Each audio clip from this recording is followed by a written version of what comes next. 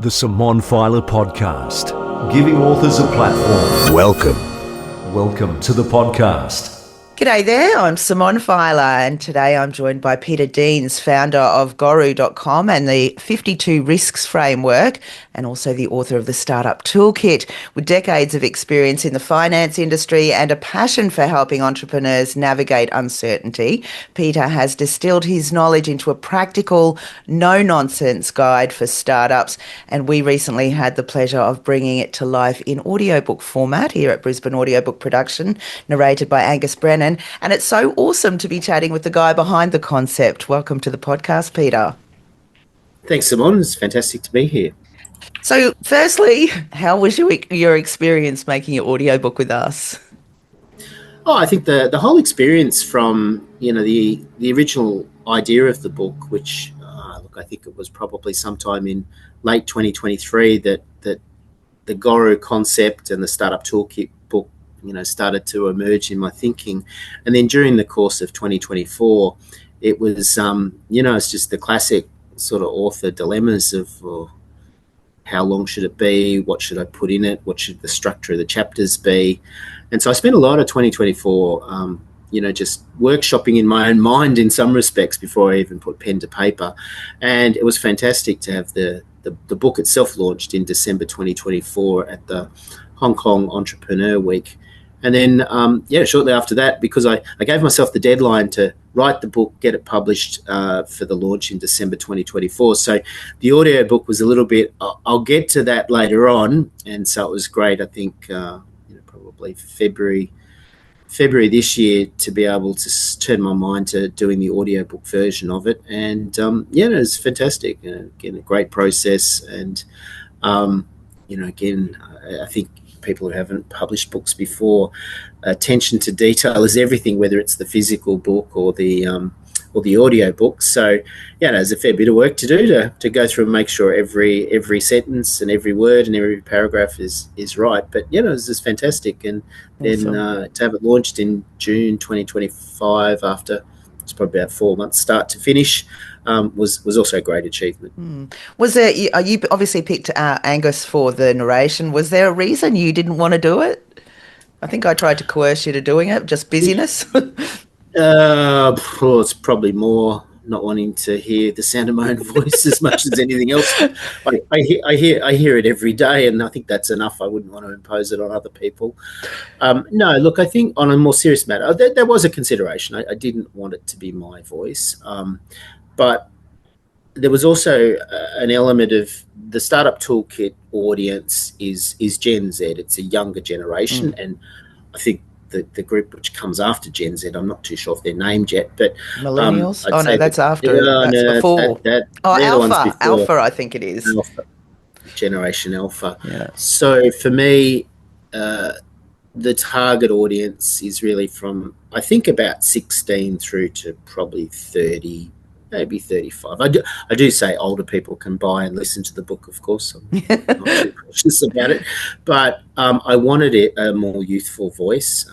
And Angus sort of hit the mark in terms of having, just a bit more energy and more of a youthful tone than perhaps having someone who's a bit more like a classic, TV or radio voice or a Shakespearean actor. Hello, I think it was really, how you going? Testing. Yeah, absolutely.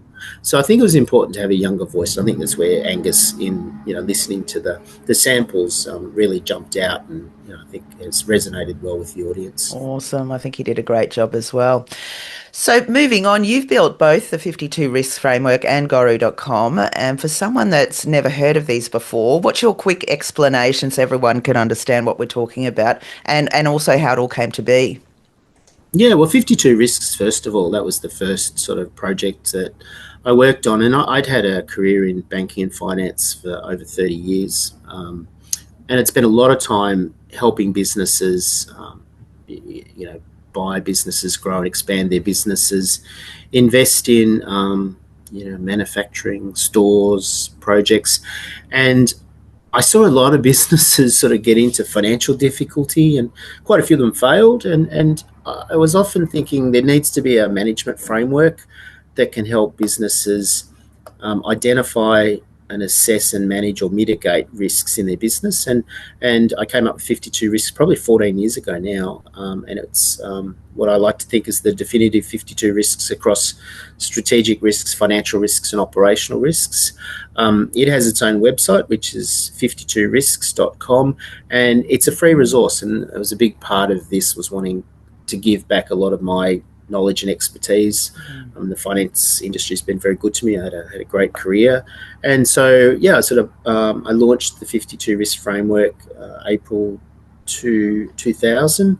April 2020. I'm getting my decades wrong here. It was coincidentally just at the start of COVID, which is one of the biggest risk events that businesses have ever been hit with.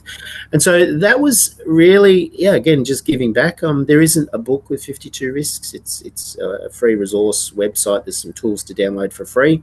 And it's sort of a little bit of me giving back to the business community.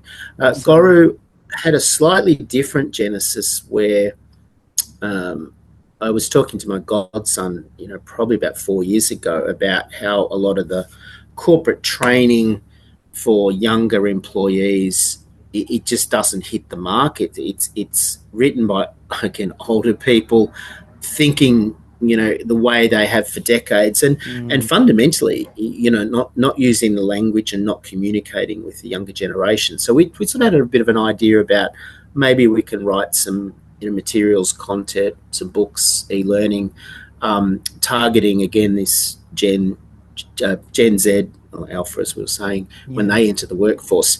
And that sort of, with my interest and experience in the startup sector, it sort of morphed into, well, maybe we start with the Startup Toolkit, because I spend a lot of time helping startups get off the ground, helping startups raise equity, pull their businesses together, get their business model working.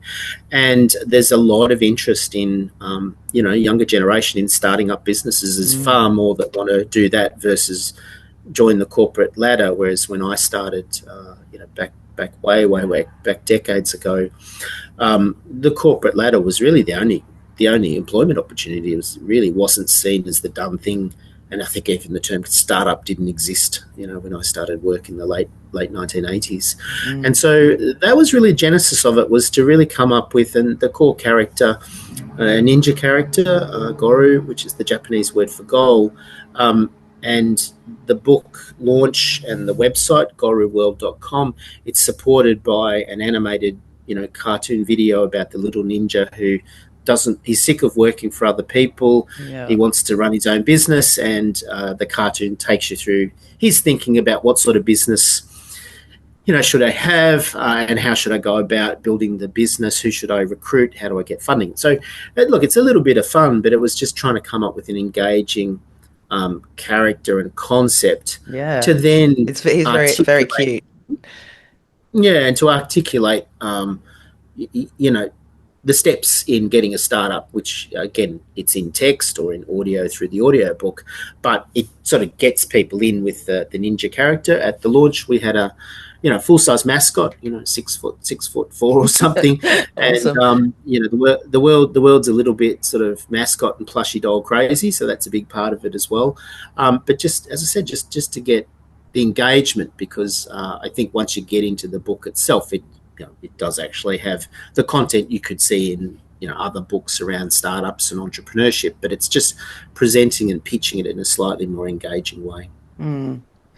What do you think is the number one challenge then, trying to get your message to the younger generation about, I've got all the information here for you on my websites and in my book. Are you having any difficulties reaching that audience?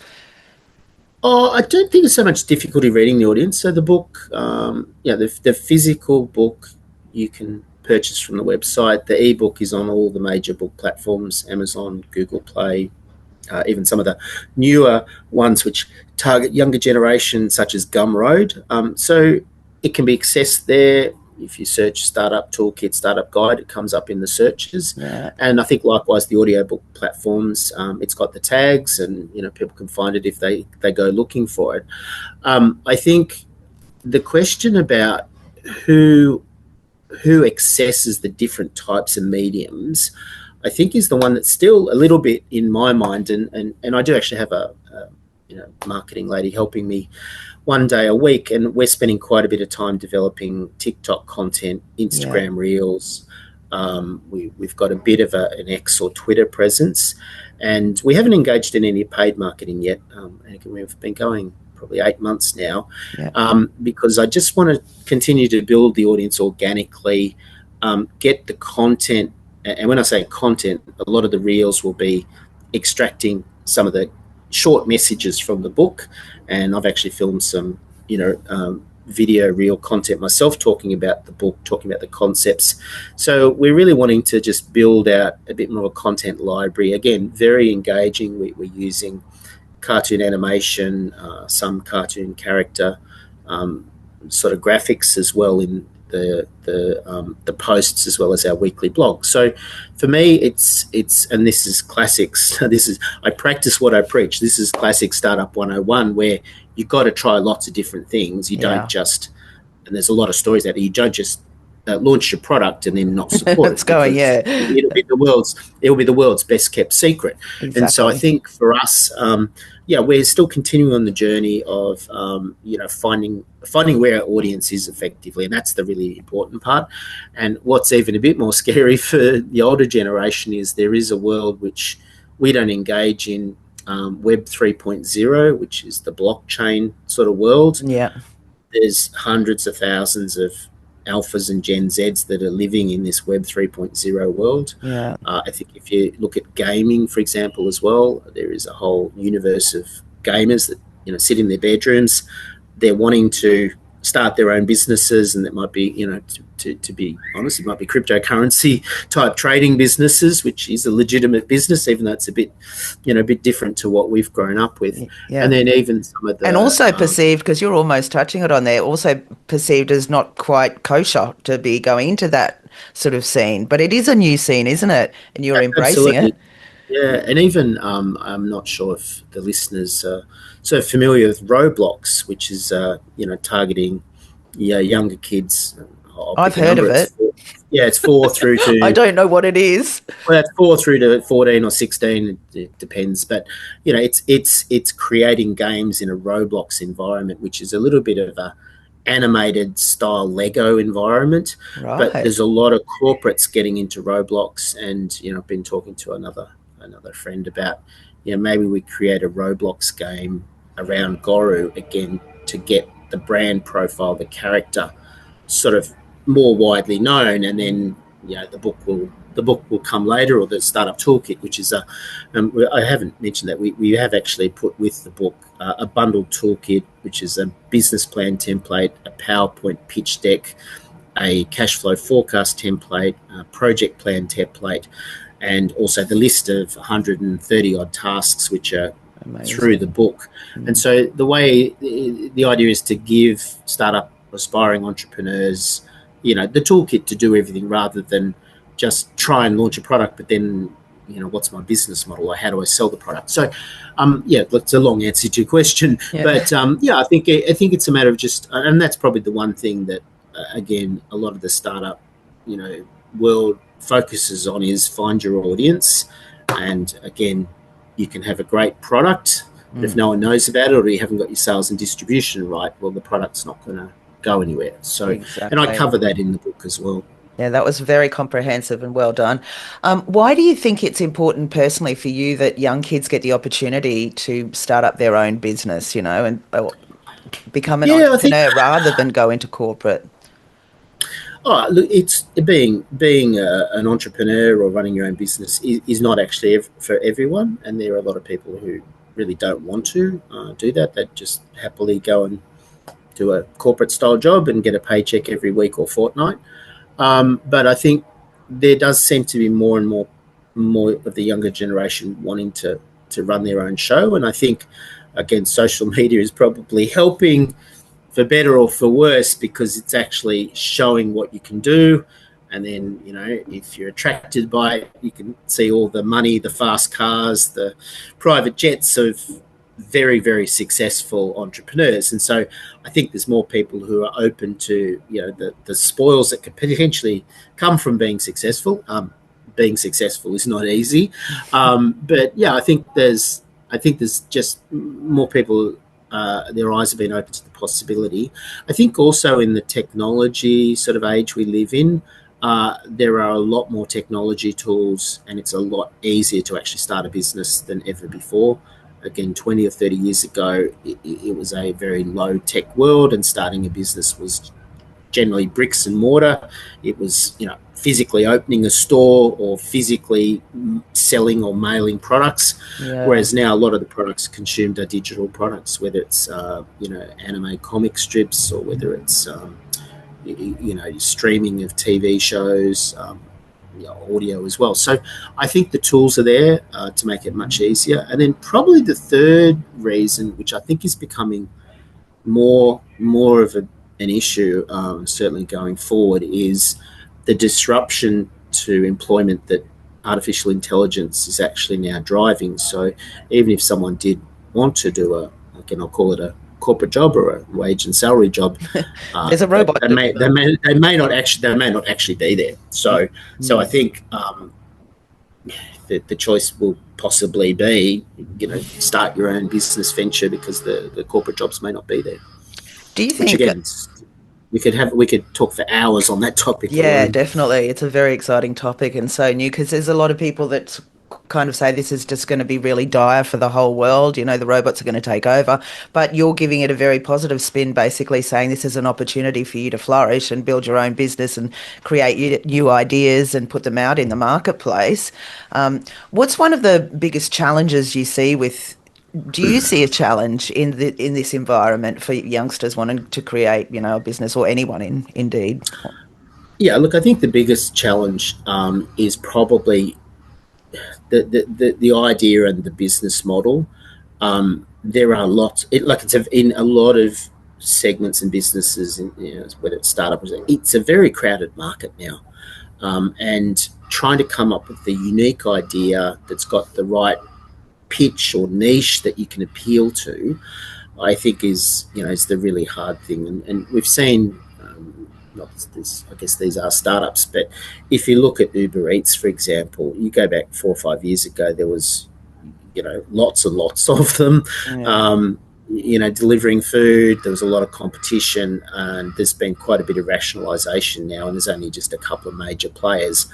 I think in, all technology-based areas, there is a lot of competition. There's lots of new products and businesses being launched every day. And even if you do have a great product and the right sales and marketing budget, and, think you've hit the market, you're still going to come up against lots of competitors, either existing incumbents or recently launched competitors. And, it's not easy. And even in Australia, if you look at the fintech world, there's been lots and lots of fintechs that haven't survived. And this is the stats is, again, 8 out of 10 startups don't actually go more than a couple of years. So I think that's probably the challenge is trying to hit on a successful idea and business model. But again, there's a lot of case studies and literature out there that it may not be the first idea that you get there. You've got to try a few things, and then the idea may evolve into an adjacency, or you'll think of something along the way. It's like, actually, we should take that bit and actually start a different type of business, but using the technology or some of the know-how that you've developed. So I think being flexible, and that's also another big thing. Again, I do a bit of coaching and mentoring for startup founders, and there's often a point in time it's like, okay, well, maybe now is the time to stop rather than keep pushing on. Financially, it's difficult, and for some founders, it's quite stressful, and emotional drain on them to keep pushing on something which hasn't been successful. So I think it's a matter of just keeping an open mind. Well, risk is also often seen as a big negative, but you approach it as something to be understood and managed, because that's also, a big factor in starting something new, particularly in the business world. How do you shift a founder's mindset around risk?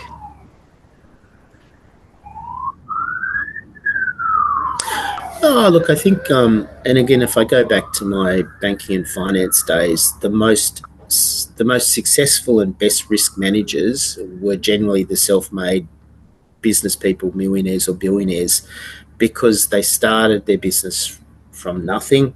They've built it to be a multi-billion-dollar business, and they understand and manage all the risks in their business and have from day one. And so I think startup founders are generally in a good starting position, because, even if you've been going, 3 months or 6 months, you've got a pretty good understanding of where you need to get it right, whether it's getting the product developed properly, whether it's getting the right team of people together, or raising enough equity so you don't run out of money. And that's probably one of the areas where founders do struggle if they're not strong on the finance side. It's absolutely critical, and I say this in the book, it's critical you get someone with very good finance skills, because you can have the best product in the world, you can hire the best team, but if you run out of money in 3 months because you haven't worked out the budget properly, then it all ends in zero. So I think whether it's managing financial risks or whether it's managing the product development or project risks, it's a matter of, I always say, sit down and acknowledge the risks, talk about them. Even if it's just one or two founders in a very small team, you don't need to have long policies or documentation. You just need to sit down and talk about the risks. And that's also going back to 52 risks, where I say just go through the list of strategic, financial and operational risks. That is the list. There's nothing else beyond my 52. There's lots of subsidiary risks underneath them. And then I think there's a couple of other areas. I always sort of say, a little bit tongue-in-cheek, it's really good if you don't break the law. So try and comply with all the laws and regulations. And I think unfortunately the Ubers of the world said, we'll just crash through legislation. Don't worry about the taxis. Don't worry about the taxi. We're not a taxi. We're just going to. I think they're the exception to the rule. I think you generally, as a startup, should try and comply with whatever regulatory requirements they are, and definitely don't break the law. So, well, they were very disruptive, though, weren't they? In that whole thing, basically, maybe making way that things can be disrupted like that industry. Yeah, I think they're exception to the rule. I mean, I think in the early days in many countries they were breaking the law. Perhaps the laws weren't appropriate, but again, I wouldn't suggest to a startup. I wouldn't suggest to a startup founder that's your starting proposition. And if you, I always say, if you're in things like food, hospitality, the food safety laws are there for a very good reason. You don't want to poison your potential customers, because you will go out of business and possibly go to jail. And likewise, if you're in transport, for example, whether it's aviation or cars, like, you need to actually make sure that your offering is safe. So again, I think I don't see a lot of founders that disagree with this, but it's often because businesses are being built very quickly, and cutting corners is probably the polite way. Don't cut corners on things like food safety, workplace health and safety, customer safety. Otherwise, your business will be very short-lived. Yeah. And then what about mentors? I mean, you're targeting a younger generation. I mean, the book's for everybody, but these guys obviously would like to get a little bit of, worldly advice from someone like yourself who started up your own companies and businesses and whatnot. How important is it to have a mentor along the way? Absolutely. And there's a section in the book where I talk about advisory boards, and advisory boards are quite a common concept in the startup world, where you assemble a small group of learned experts or people that have done this before. It doesn't necessarily have to be older in terms of experience, but often advisory boards are founders of the same age who may have actually sold another business recently, or some advisory boards have got founders that are still working on their businesses. But it's having that mix of industry experience, certainly financial, sales and marketing experience. If it's a tech-heavy products like deep tech or biotech, obviously you need to have people with that expertise. And then I've touched on already the financial expertise, and also having founders that have walked in their shoes sort of thing before. So it's getting that right mix. The book, I sort of primarily designed the book as a starting position of, like, well, if you just got an idea and you haven't got access to advisors And you don't even need to assemble an advisory board when you're developing an idea. It's just sort of like you need to actually work out your first exactly steps. what the idea is, what the first steps are. Yeah. But then I think once you've made the commitment to get moving, you do need to find some people to help you from an advisory mentoring perspective. What's really good news these days in not just Australia but all around the world, there's lots and lots of startup incubators and startup hubs. Governments, federal, state, local, they've all got programs. I was in Tokyo last month, and even within Tokyo, each of the different sort of government areas within metropolitan Tokyo, they've got their own startup hubs. Shibuya startup hub is one of the largest ones in Japan, and so you can go there. A lot of them, they're very open to just come in, have a chat. If you want to be part of the program, good. Or if you want to just rent some desks, I mean that's happening everywhere. It's not just any one particular country. And the universities, I'm a mentor at Macquarie University, their incubator here out in Macquarie, sort of northwest Sydney. Likewise, they have rolling programs for startups which come into each cohort. They also have schools programs where they'll get high school students to come in as a bit of a mini pitching program, develop your idea, develop a pitch deck. And again, it's funding right in the sense of all you need to do is put down on paper what your idea is, do some research, and then get into the rhythm of pitching it so that you can tell the story of the vision, the dream that you've got for your business. So I think there's no shortage of opportunities once you've got an idea. But I also, and part of the genesis of the book was I had a lot of people come and say to me, "Oh, can I talk to you about an idea I've got?" I said, "Yeah, what is it?" And they'd say the idea, and I'm like, "What else have you done?" "Oh, that's it. What do you think?" I said, "Well, go and do some more market research on who else is doing the same thing. What would you have to do to develop the business, the product or service? How would you price it? Then come back and we can talk about whether you've got a potential business there." So that's as I said, the target markets. I think the good news is there are lots and lots of people and resources out there, and if you do hit on a really good idea, there's lots of venture capital firms, lots of angel investors that are actually looking for these great groundbreaking ideas. How do you come up with the ideas, Peter? Is it over a coffee, maybe a cup of tea, a wine? Or just look, I think I must say I've spent too much of my life sitting on planes. Sitting on planes has actually been quite good, and I'm again a little bit old school here.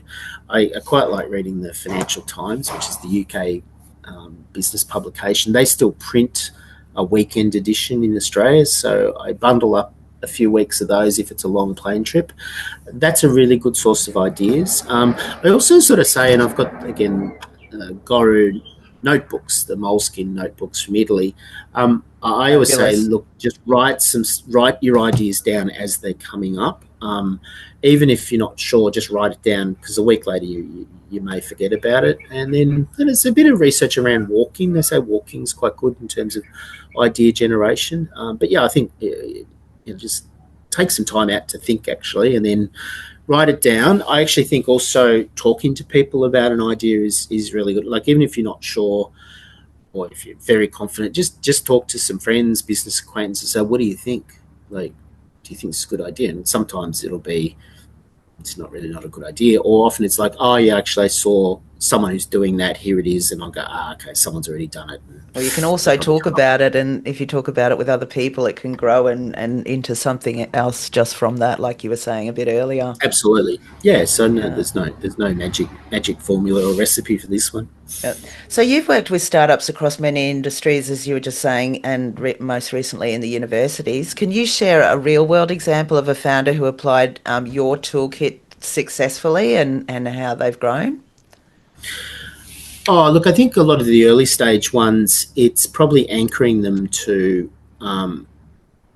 the first sort of core chapter of the book is the idea. And so even since launch, there's been a number that have been working through the idea.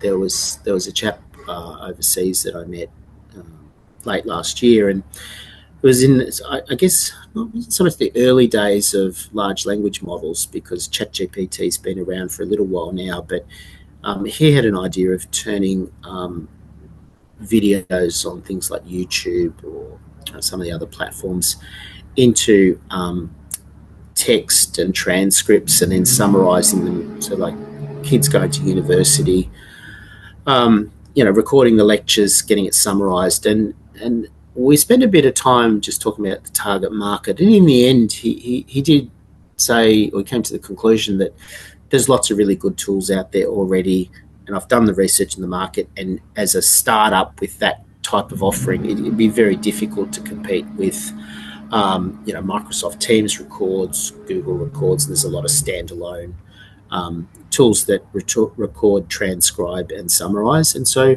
that was an example where he could have pushed on for quite a bit more, but he said, I now realise, having read the book and gone through it, that it's probably not the right time or the right idea, because the market had moved on so quickly. And that's actually another really interesting point, is from when you have an idea to working it up, the market may have actually moved quite a bit as well. And I think I made the point before that, even in some of the niches, there may be other competitors that are overlapping your idea, and that may be enough for the market. So that was one example. As I said, we're working with a few at the moment, just working up some ideas. I think all stage, and I should say, this is not easy. All stages is very difficult. Yeah. So you've got to be committed, don't you? You've got to be committed. And then and I have a section in the book. It's like, well, if it's a great idea and there's a market opportunity, will people pay for it? And that's also a big part of it. Is in the the tech sort of digital products world, there's a concept called freemium, which we talk about in the book, which is like you offer a basic product for free indefinitely. You can do a trial, but a lot of the experiences are, once the trial ends, people stop using the product if they have to pay.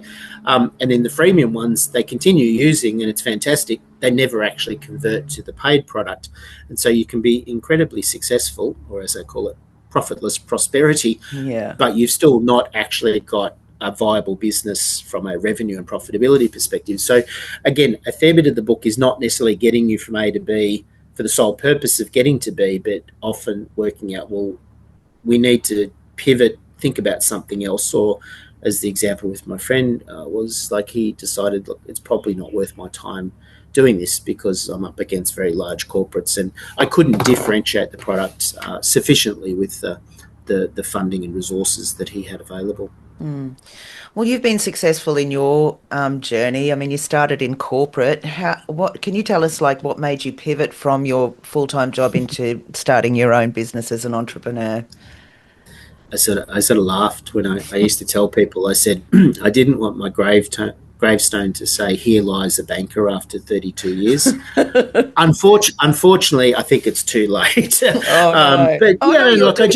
You were telling me off there. We'll talk about that next. That you got some things in the pipeline, but first, it was more. I just wanted to do some different things, and the corporate life is challenging. It's you work long hours. The rewards, are mostly there, but it's a fairly grueling life. And I just certainly wanted to do a bit more of this type of work with, as it's turned out, Guru, but also 52 Risks, and also spend a bit more time, investing and advising startups. And if you're in a corporate job, it's more difficult. You can do it. There are some people that manage to juggle both, but I wanted to, give it the time that it needed, and it also gives me a great opportunity to go and meet lots of new people, and again, particularly the younger generation. I get sort of personally energized by hearing what they're doing, seeing their passion, and wanting to help them succeed in some form.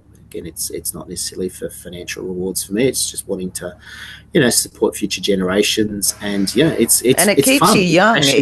Yeah, it keeps you youthful. Well, I often I, talk in my interviews about my daughters. So I've got twins. They've just turned 21 and an 18-year-old. And I'm so lucky that I'm living with them because it keeps me young. I know what ILI means. That's the acronym for I love you. You probably know that working with youth, but yeah, yeah, yeah, it's really good fun. it is good. And I was out at a pitch fest about 6 months ago, and this was one of the schools programs. Actually, I think they were sort of first and second year university, actually. And out of the 11 businesses, 3 of them were chess related Wow. business venture and ideas. And I played chess probably when I was at high school. And I'm like, wow, I never expected to come here this afternoon and have 3 chess ideas. And they were like, one was sort of Tinder for chess, which apparently there are a couple out there. Again, I had no idea about this world existing. And then one was technical around tournaments, and one was also helping referees with tournaments. And I'm Wow. just thinking, I just never realised. And talking to the 3 groups of entrepreneurs or aspiring entrepreneurs, I think one of them had said that the chess market is something like 700 million people globally. Wow, So that's again, it's huge. like, wow, if I just stayed in my office, I wouldn't have learnt that fun fact. Yeah, and it's crazy that it's come a full circle because I mean, you think back in the day, chess was just a game, and it was a game, but now you can actually make money out of promoting and doing a startup and a business out of it. Mm. That's And what's crazy. also there's many paradoxes in I wouldn't just say younger generation, but the more you get into this area, the more you realize it's complex. And social media is a really good one because most people would say social media is booming. It's the way you need to be if you're selling something or products. There is actually a percentage of this generation who's actually off social media now. A lot of Mm. them, they don't have WhatsApp, they don't have Instagram, they don't have TikTok, and they live in slightly different social networks. And some just do old school texting, and so it's sort of That is like so good. That's really refreshing for me it's to hear. complex. Yeah, it is complex. It is complex, and of course you've got some of the younger ones who are likewise aware of the mental health issues that have been Mm. highlighted around social media. They're saying, well, I'm not just doing a digital detox, I'm actually cutting off. And again, if you're a corporate thinking about marketing, accessing these kids, it's like, well, we thought we'd spend all our money on Instagram or TikTok, but it's like, no, And they're you're not there missing a whole lot anymore. of people. They're not there. So it's complex. It's really again, it's fascinating. We Very could talk insightful, later on very this. insightful. So, what are you doing? What's next for you? I mean, that you've got a lot on your plate already with, the 52 risks, and you've got Goru, and now you've got the Startup Toolkit. But what's going on with you, Peter? Yeah, look, again, 52 risks will just continue to provide as a free resource, or I'll continue to provide as a free resource. There's a little bit of a software project which me and a couple of business colleagues are thinking about in the governance, risk, and compliance space. So we'll see where that goes. It's only an idea at the moment, which it may or may not get off the ground. I think with Goro in the near term, so the rest of this year is to develop an e-learning suite of courses effectively, extracting from the book all the key messages, putting them into micro-learning, and the world is all Great about idea. micro-learning, which is being delivered on your phone. Yep. So I've got a platform identified. We've started developing the platform, which will sit along the book products on goruworld.com. So it'll be an e-learning page and modules, micro-learning. Still got a bit of work to do with the content, but what's also quite good is, there's lots and lots of really good AI tools now where they can develop micro-learning courses. If we take a paragraph or two from the book, we can put it into many AI engines, and they can develop whether it's an animated cartoon around the Goru character telling the story or delivering the learning content. So I think that's the rest of this year. We had a really good response to, I mentioned when we did the launch in Hong Kong in December 2024, we had a really good response to the actual character. Yeah, you're I should have saying. got the plushie doll. There's Well, one here yeah, somewhere. we can So see we had him. We can see him on the banner, but yeah, the plushie doll would have Yeah, been no, good. the plushie doll. I'll have to maybe give you one for the thumbnail. we had a really good response to the character, and it was interesting when the character came through parts of the festival arena. Instantly, people took their phones out, were taking photos and videos. Kids are coming up and poking the mascot, which was good fun. And when we had dignitaries and media, lots of focus on the character. And so that was, I guess, quite surprising to me. I thought the mascot character would be a good idea, to help round out the book launch, but it ended up being a bit of the star of the show. And so at the festival, I actually met a Korean mascot and character designer. He actually came up to the area we were at and got talking to him. I went and visited him in his studio in just outside Seoul in March, and it was sort of, I guess, a little bit of research in my mind on, how does this character world work? And I went to Kyoto for a startup festival in July, which was very heavy on media, gaming, entertainment, including characters. Yeah. And again, I'm not sure if you know or any of the listeners know, but this has been a character called Labubu, which is... I know Labubu, the $10,000 gold Labubu. Yeah, little character was designed by a Chinese character designer in Hong Kong, and the listed Chinese company called PopMart has become worth billions of dollars with the blind boxes. Craze. Yeah, the blind box. Yeah, I love those. The craze may die out, but as we know, these characters, whether it's Frozen or whether it's Super Mario, whether it's Pokemon, I mean, they all. I've got one. There you go. I do say every business needs a mascot. Yeah. But I think, again, the world is very different today to 20, 30 years ago. And again, for better or worse, there's a lot of focus on this animation character world. So I think next year, we're already with me, and I've got a close friend, we're working on sort of, I guess, taking the character, potentially putting it into some games, whether it's Roblox or a mobile game. We need to, again, I practice what I preach here. We need to work out the business model. I need to work out how it's going to be funded. Yeah. And we'll see. So again, that won't be related to the Startup Toolkit book or the e-learning. It'll be very separate.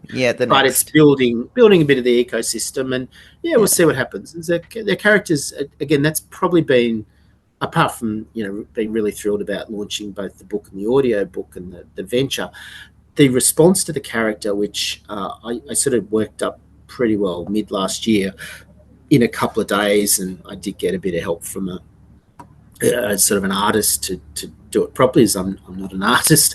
But the response to the character's been equally pleasing, and it just means there's something to work with now, and we'll see. Maybe I'll come back in a year or two and tell you what's happened. I'd love that. That's probably the next 12 months is definitely the e-learning, to deliver the content through a micro learning platform, and obviously distribute it far and wide. And then I think what we do with the character next, and if I was a betting person, I'd say something in the gaming space would be the wish and desire, but we'll have to see. I mean, it's not easy developing games, and it's expensive as well. So. You need to get the right people on board, but I guess I'm preaching to the person that knows, because you wrote the book. Yeah, look, and this is also quite. I mean, the gig economy is what gets talked about quite a bit. It is actually very easy now to access talent all around the world in whatever field it is. Yeah. There's a number of sort of freelancing. Fiverr, exactly. Fiverr is another platform, which I do use Fiverr quite a bit. Yeah. And it's fantastic that you can take an idea and get something delivered relatively quickly, and again, on a bit of a shoestring budget if you have to. Yeah, I think it's quite incredible, actually, what we've got access to, that the whole world is there basically at your fingertips, and people do kind of in their own little way have their own little businesses if they're up on Fiverr, that they don't need to be part of the big business over here, that it's really everyone's an entrepreneur. No, correct. Or can be. Correct. And the interesting thing, just getting back onto just the topic of sales and distribution, it's balancing up this digital economy with a bit of old school sales and marketing, because it's still very important to make a personal connection, to actually go and physically knock on doors, meet people at trade shows, corporate events, because events generally, trade shows, go to whatever the world networking. Yeah, networking, or go and find your audience, and trying to get that balance right. I think that gives you the best chance of success. If you just sit at your computer thinking, I've got a digital-only business, I'm reasonably confident that it's probably not going to work. You've got to do a bit of the blend of both, which again requires different skills. This is where co-founders work really well, because you've got complementary skills. If one's got the tech side of things and the other one's got more the sales and marketing, business development side, it's a really, really good match, because if you have one without the other, it's probably not going to be as successful. Very insightful, as is obviously your ebook and the audiobook Startup Toolkit. There's a lot of really good information in there to get you started and let you know whether you should, pursue or not pursue. Was it fun writing it? And, was it a long process? And I guess the most important question would be like, who would benefit by getting hold of it today, for instance, if they've got an idea? I'm sure you've had many authors on your podcast who've said, I had this idea sitting here for a long time and thought, I just got to get started with it.